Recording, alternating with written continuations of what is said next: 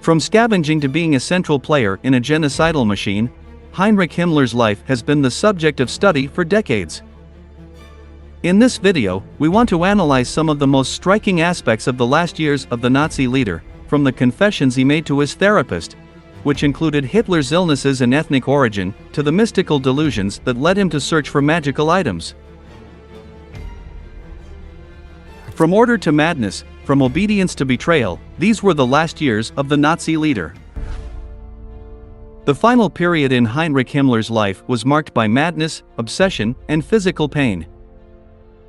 Since he was a child, the main person in charge of the SS suffered from serious stomach problems. A heavy meal could put him in bed for days. Already in times of the Third Reich, Himmler resorted to the help of the physiotherapist Felix Kirsten, who prescribed drugs that calmed the pain. This was the key to the trust and macabre mind of the Nazi hierarch.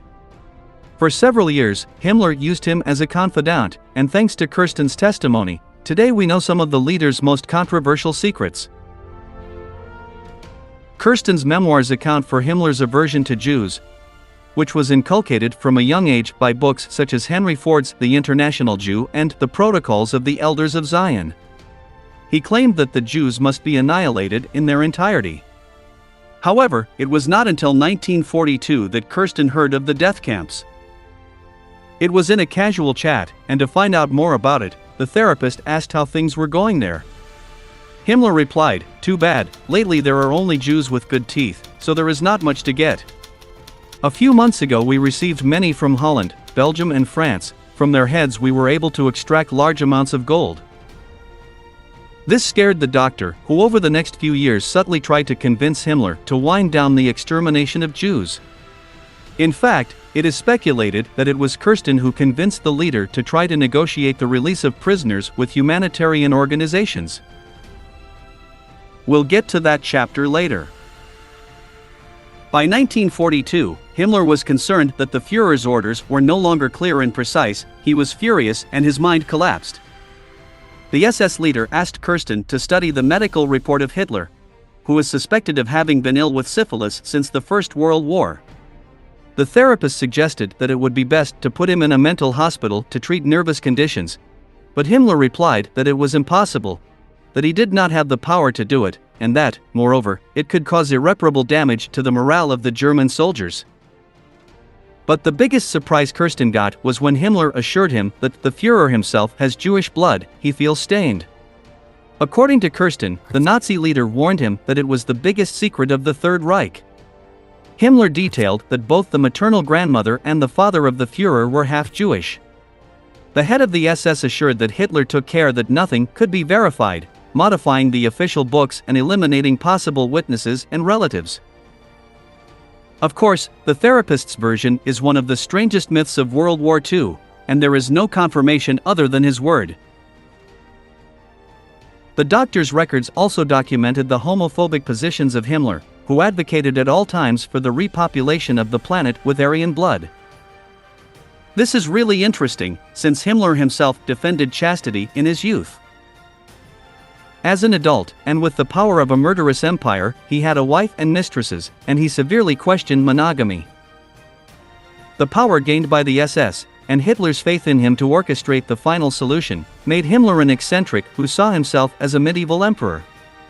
He got carried away by his fascination with the occult arts and supported all kinds of crazy adventures, like an expedition of Nazi scientists to Tibet to find the supposed mythological origins of the Aryan race.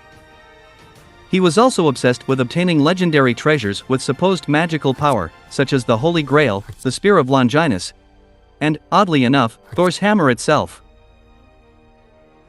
In recent years, his assistants questioned his logic and he seemed increasingly lost in his delusions of grandeur.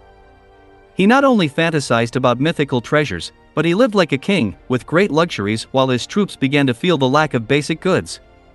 His refuge in the world was the Wilsberg Castle, which he purchased in 1934 and on which he spent 15 million marks, equivalent to nearly $8 million, to make it the spiritual center of Nazism.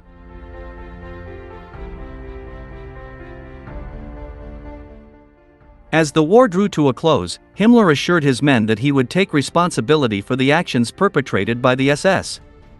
From early 1945, Himmler ordered a partial halt to the mass extermination of Jews, and even began negotiations with representatives of humanitarian organizations to exchange Jewish slaves for privileges for himself at the time of his trial. He also tried to negotiate with the British and Americans behind Hitler's back.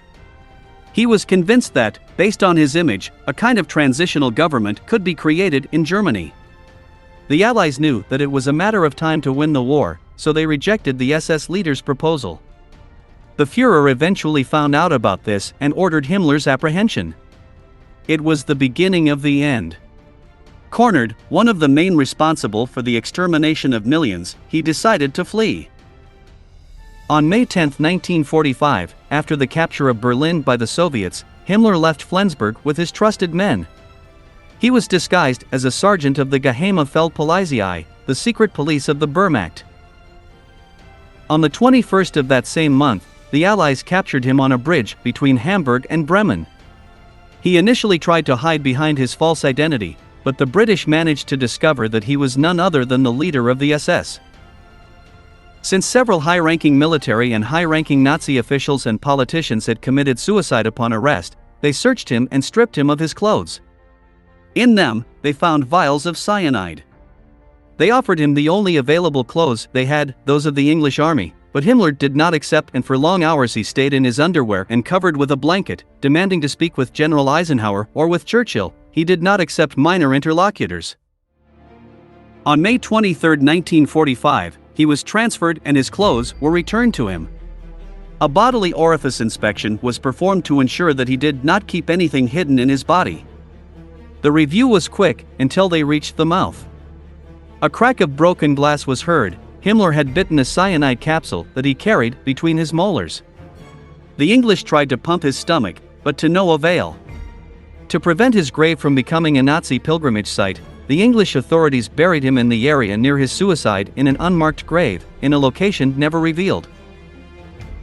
The young man who forged a path in the Empire of Terror rests in a nameless grave, and is remembered for his betrayals and delusions. To finish defining Himmler, we can resort to the words of Albert Speer, companion and minister of armaments of the Reich. He was half schoolteacher and half crazy. A combination of order, obsession, and a total loss of sanity. Such were the last years of Heinrich Himmler.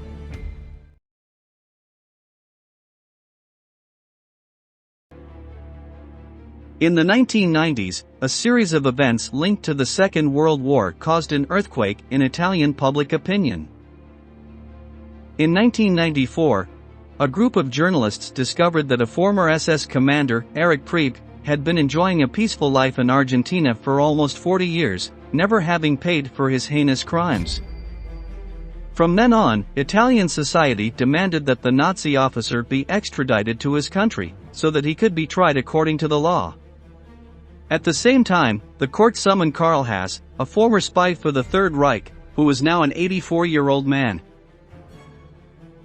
Haas had been a collaborator of Priebke's as well as one of the most unscrupulous members of Hitler's intelligence service and, in his most powerful years, was responsible for the deportation of hundreds of people to concentration camps. Haas was offered a highly convenient deal. He was to give away Priebke's identity and in exchange would receive legal immunity, escaping conviction for his own crimes. The former spy accepted the deal and was taken into custody at a hotel in Rome, guarded by 2 police officers. However, one day before offering testimony on him, Haas had a change of heart, deciding that he would not say anything about Priebke. He waited until nightfall, when everyone was asleep, and went up to the first-floor terrace to elope.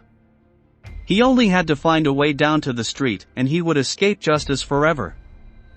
Today, in this new episode of Military History, we'll tell you everything about the Nazi spy Karl Haas and his crimes. Are you ready? Let's get started.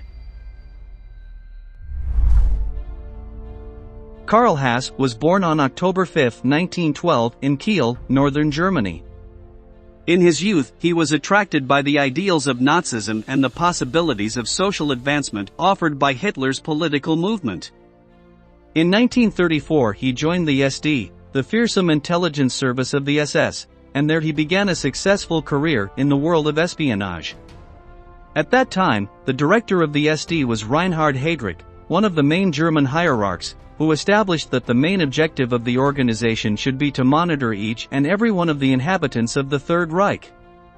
Haas immediately stood out among the other agents for his talent for deception and his ruthless methods, which earned him promotion to the rank of captain. In 1943, Nazi German troops occupied Italy, and this was the time when Karl Haas achieved his greatest share of power. His superiors assigned him the task of setting up a network of radio operators and spies with the mission of sabotaging the military operations that the Allies were carrying out in the country.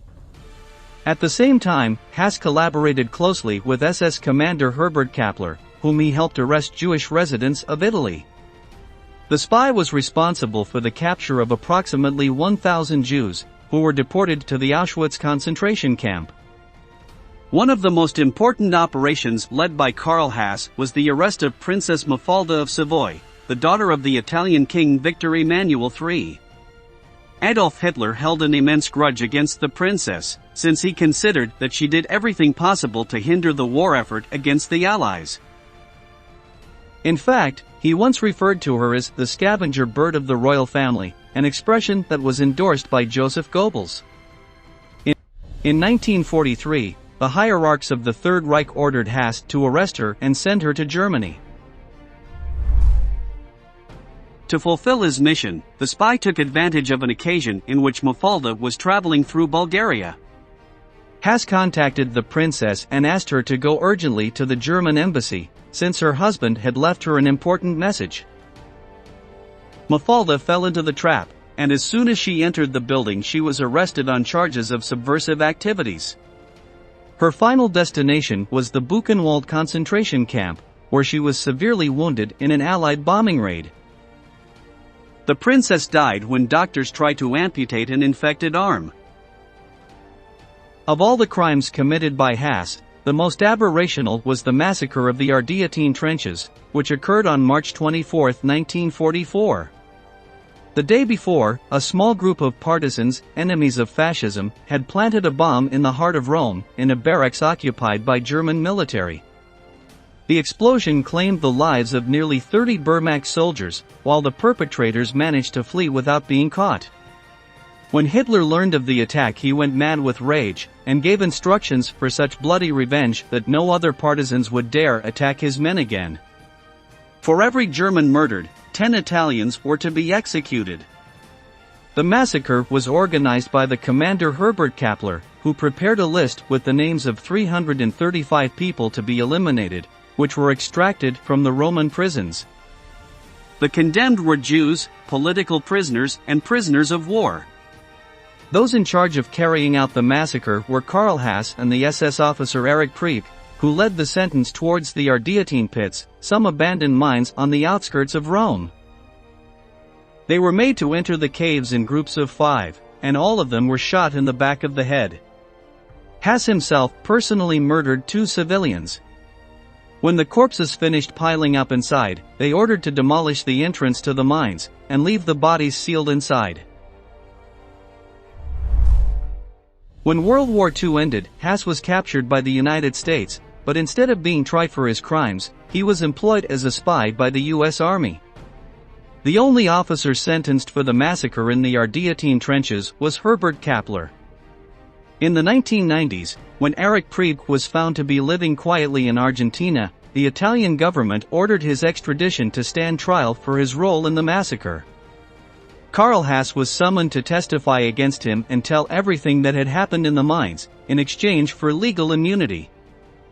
Although the ex-spy accepted the deal, for some unknown reason, one day before testifying, he repented and decided to escape from the hotel where he was being kept. At 4 in the morning he went to the terrace on the first floor and tried to go down through a window to the street. His advanced age worked against him, and he ended up falling from a high altitude. He broke his leg and pelvis, and was immediately found by security officers, who sent him to a hospital. Once hospitalized, Haas ended up testifying against Priebke and confessing that he had also shot 2 people in the Ardeatine trenches. He tried to evade responsibility for him by claiming that he was only following orders, but the court considered that the excuse was invalid. Both Haas and Preek were sentenced to life imprisonment, although in consideration of their state of health, they were granted the benefit of house arrest. The ex-spy spent his last years of life in solitude, secluded in a house in Castel Gandolfo, near Rome. The few people who continued to visit him stated that he spoke little and never mentioned events from the past. His daily routine consisted of reading books, watching television, and taking a walk when he got permission.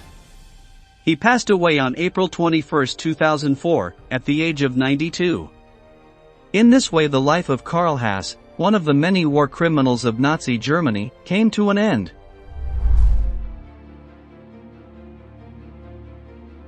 Why do you think Karl Haas backed down at the last moment and tried to escape?